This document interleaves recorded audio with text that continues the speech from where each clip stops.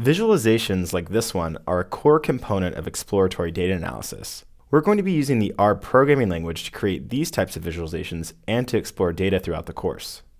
You can read more about the R programming language and how it was developed by clicking on the link in the instructor notes. We'll also learn about RStudio, which is this program. It's a graphical user interface for programming in R. You'll learn all about RStudio in the next lesson, and future lessons will cover visualization and statistical techniques for data exploration. We'll start by examining one variable at a time in a dataset. This will give us an idea of its underlying distribution and what type of values the variable takes on. Eventually, our visualizations will become more complex as we look at pairs of variables and multiple variables all at once. At the end of the course, you'll have the chance to conduct your own exploratory data analysis.